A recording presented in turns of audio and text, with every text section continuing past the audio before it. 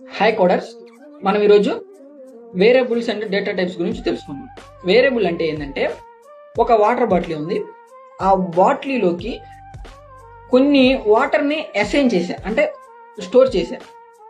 So same like that variable is a container. దాంట్లోకి ఎలాంటి వాల్యూనైనా store చేసుకోవచ్చు. అర్థమైందా? డేటా టైప్స్ మీన్స్ ఆ బాటిల్లో ఎలాంటి డేటా ఉంది అంటే, నీళ్ళు ఉన్నాయా లేదా కొబ్బరి నీళ్ళు ఉన్నాయా. సో అలా అంటే రకరకాల న్యూమరికల్ వాల్యూ ఉందా, స్ట్రింగ్ వాల్యూ ఉందా, బూలియన్ వాల్యూ ఉందా, లేకపోతే ఫ్లోటింగ్ పాయింట్ నెంబర్ వాల్యూ ఉందా అనే దాన్నే డేటా టైప్స్ అంటారు. ఈ ఎగ్జాంపుల్ పరిశీలించండి. సో ఏ అనేది హలో వరల్డ్ కి అసైన్ చేసి ఒక స్ట్రింగ్ వాల్యూ. స్ట్రింగ్ అంటే ఏంది?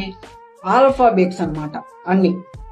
అదేవిధంగా బి అనేది ఒక న్యూమరికల్ వాల్యూస్ కి అసైన్ చేసాం, దాన్నే ఇంటీజర్ డేటా టైప్ అన్నాను. ఇంకా తర్వాత సి అనేది 10.5 అంటే డెసిమల్ పాయింట్స్ కి నేను అసైన్ చేశాను, దాన్నే ఫ్లోటింగ్ పాయింట్ డేటా టైప్ అన్నాను నేను.